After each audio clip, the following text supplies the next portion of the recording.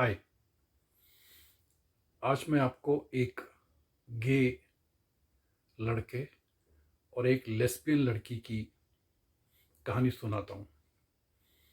दोनों के पेरेंट्स को कुछ आइडिया नहीं था अपने बच्चों की सेक्सुअल प्रेफरेंस के बारे में। किस तरीके से ये लोग मिले, क्या क्या हुआ और फिर नेचर ने क्या गेम खेला, ज़िंदगी के कुछ बेहतरीन चीज़ों को देखने का मौका मिला। ये पूरा वाक़या जो है तकरीबन 2 से ढाई साल का है। तो आइए शुरू करते हैं। मेरी काउंसलिंग की प्रैक्टिस मेरे पास एक पेरेंट ने अप्रोच किया कि हमारा बच्चा जो है, लड़का है, वो तकरीबन 18 साल उम्र है और वो पढ़ाई में पहले बहुत अच्छा कर रहा था, अब अच्छा नहीं कर रहा है। और हमने एज ए पेरेंट पूरी कोशिश की ये पता करने की कि क्या क्या कारण इसके पीछे हो सकते हैं, और हमें कुछ नहीं पता लग रहा है। बातचीत शुरू की गई। पहले वो लड़का कोटा गया था, पढ़ाई बहुत ठीक चल रही थी। उसके कारण अचानक ऐसा हुआ कि एक बार उस लड़के ने हाथ खड़े कर दिए कि मैं यहाँ नहीं पढ़ सकता, मुझे घर बुला लो, मैं घर में आकर के जो है अपनी पढ़ाई करूँगा और मैं बहुत अच्छा करूँगा कॉम्पिटिटिव एग्ज़ाम में। पेरेंट्स के पास कोई चारा नहीं था, तो उन्होंने उसे घर बुला लिया और घर बुलाने के बाद में उसको, जैसे सभी बच्चों को, एक स्टडी रूम, सारी फैसिलिटीज़ वगैरह प्रोवाइड कर दी गई और उस बच्चे ने अपनी पढ़ाई शुरू कर दी। लेकिन धीरे धीरे कुछ ऐसा हो गया कि उससे ठीक से पढ़ा नहीं गया। उसकी परफॉर्मेंस, जो ऑनलाइन वो ट्यूशन्स वगैरह लेता था और कोर्सेज उसने ज्वाइन कर रखे थे, उसकी एग्ज़ाम की परफॉर्मेंस से पता लगा कि वो अच्छा नहीं कर रहा है। तो धीरे धीरे उसी जगह के एक और लड़के ने उसके साथ कंबाइंड स्टडी शुरू कर दी।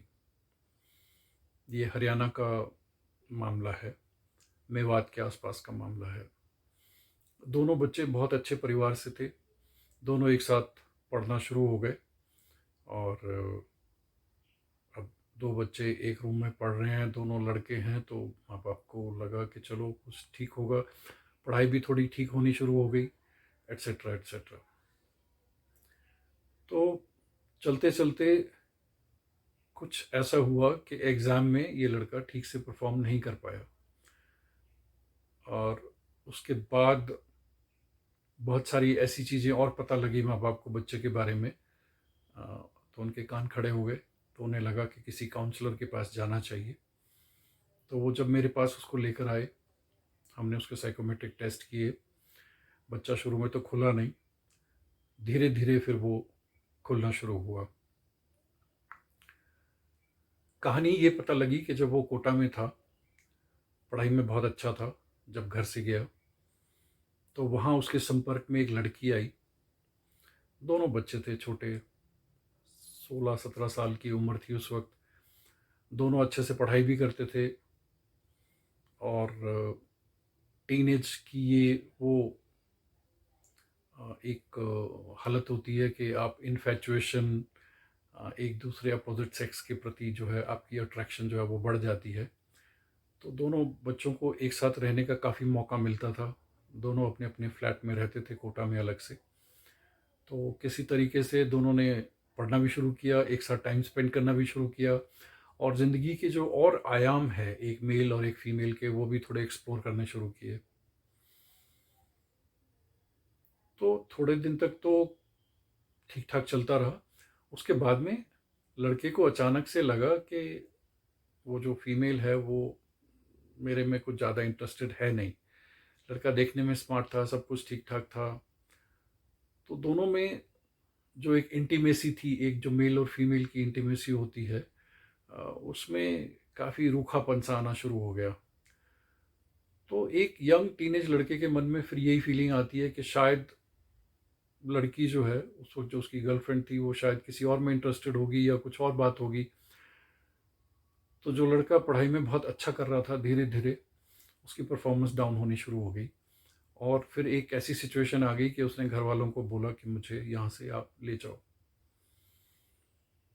तो लड़के को फिर अपने घर हरियाणा में लेकर आए। वहाँ उसने थोड़ा बहुत पढ़ना शुरू किया, थोड़े दिन तक ठीक रहा, बट उसके साथ जब उसकी कंबाइंड स्टडी शुरू हो गई किसी और एक लड़के के साथ में, तब उनको बहुत अच्छा लगने लग पड़ा। तब उन्हें अपने सेक्सुअल प्रेफरेंसेस के बारे में भी दोनों को पता लगा, और फिर दोनों ने रियलाइज़ किया कि वो दोनों गे हैं। अब एक टीनेजर को जब ये पता लगता है तो वो क्या करे? ना वो किसी काउंसलर से मिल सकता है, इतने पैसे नहीं होते हैं, ना वो लोग माँ बाप को बता सकते हैं, और समाज में भी जो है इस टाइप के बच्चों के लिए जो है ज़्यादा अच्छी नज़रों से नहीं देखा जाता है। एक्सेप्टेंस जो है वो एक बहुत बड़ा इशू होता है। तो कुछ ऐसा हुआ, नए नए थे तो पढ़ाई के अलावा बाकी चीज़ों में ज़्यादा एनग्रॉस हो गए, और उनकी परफॉर्मेंस डाउन होनी शुरू हो गई थी। इसीलिए दोनों के दोनों बच्चे जो है एग्ज़ाम में अच्छा नहीं कर पाए, और उस सिचुएशन में इन्हें मेरे पास लाया गया था। तो अब बच्चे को ये फीलिंग तो हो गई थी कि मैं गे हूँ, लेकिन इस कैटेगरी को अच्छे से जानने के लिए हमें उसकी बाकी सेक्सुअल प्रेफरेंसेस के बारे में भी थोड़ा सा पता करना होता है। तो मैंने जब उससे पूछा कि जिस लड़की के साथ वो क्लोज था कोटा में, क्या मैं उससे बात कर सकता हूँ? तो उसने कहा कि हाँ, मैं चंडीगढ़ में था, वो लड़की भी चंडीगढ़ की थी, कि हाँ आप उनसे बात कर सकते हो। उसने नंबर दिया, मैंने उस लड़की को कांटेक्ट किया, उसका मैंने एक सेशन भी लिया। तो सेशन में ये पता लगा कि उसकी सेक्सुअल प्रेफरेंसेस जो है वो एक लेस्बियन की है। वो अपनी फ्रेंड के साथ बहुत ज़्यादा कंफर्टेबल है। घर वालों को शक भी नहीं होता है कि दो लड़कियां हैं, आपस में बैठ के पढ़ती हैं और सब कुछ ठीक ठाक चल रहा है। और वो भी इस चीज़ को लेकर के थोड़ी परेशान थी कि क्या मैं ज़िंदगी भर ऐसी ही रहूँगी। तो फिर काउंसलिंग का जब सिलसिला आगे बढ़ा तो मैंने उसे कहा कि have you really tried with opposite sex, boys के साथ में? तो शी डिड मेंशन, अब जिस लड़के के कारण उस लड़की से मेरी बातचीत हो रही थी, कि हाँ, हम थोड़ा बहुत एक्सप्लोर करते थे लेकिन मुझे कुछ ठीक नहीं लगता था। तो to be very sure of, I asked her that you should go in for, आपको किसी लड़के के साथ में जो है थोड़ा सा ट्राई करना चाहिए, ताकि आपको रियलिटी में पता लग जाए कि आप बाय बर्थ लेस्बियन हो, या फिर you have been forced into this kind of sexual preference. अब यहाँ मज़े की बात ये हुई कि उसका जो फ्रेंड सर्कल था जिसमें बॉयज़ थे, तो उसने बड़ी मुश्किल से एक लड़के को चुना, उसको अप्रोच भी किया, और एक दिन शाम को मैं वैसे ही आफ्टर काउंसलिंग सेशन बैठा हुआ था तो उसका फ़ोन आया, और उसने कहा कि सर, कोई लड़का तैयार नहीं है। मतलब, she was a beautiful girl, and it was really very shocking, it was really very uncomfortable. But anyhow, to cut the long story short, these both girls are in Canada now. They live together.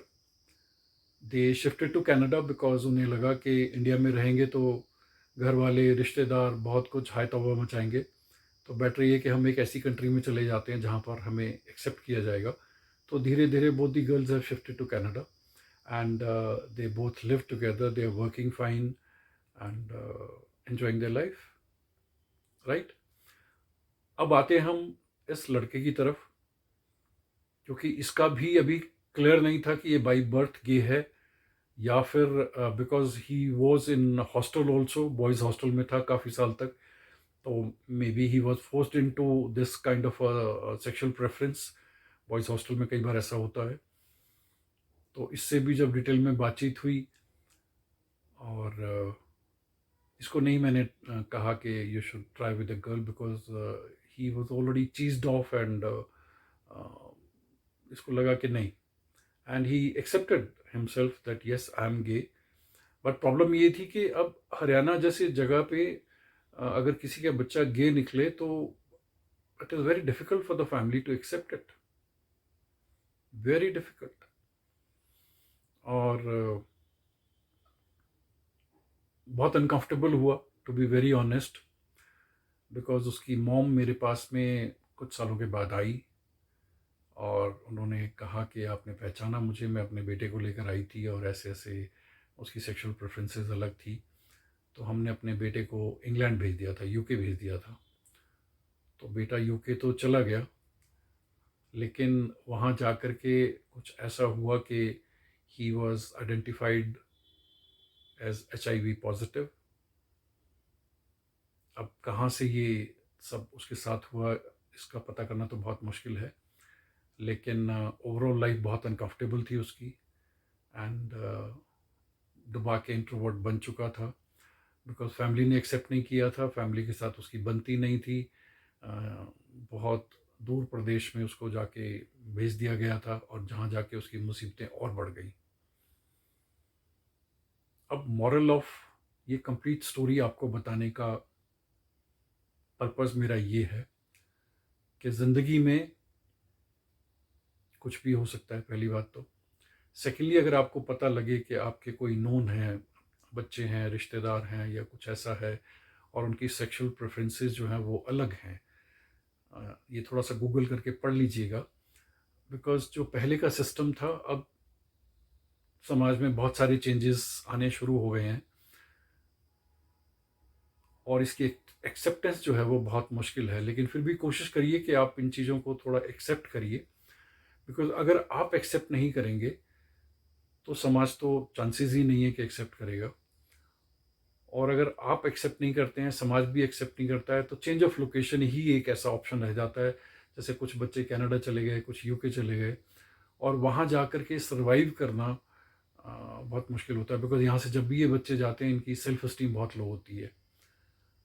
तो मेरा आप सब लोगों को यही कहना होगा कि एक्सेप्ट करिए जो भी लाइफ में प्रकृति आपके सामने सरकमस्टांसेस को देती है, और फिर उसका हल निकालने की कोशिश कीजिए।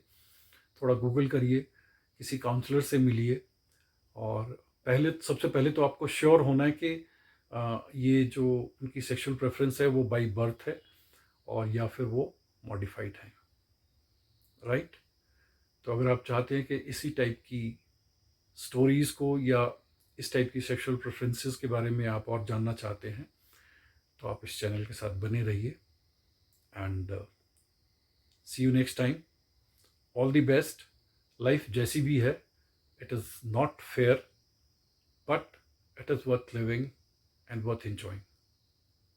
All the best. Thank you very much for watching this episode. Stay loved.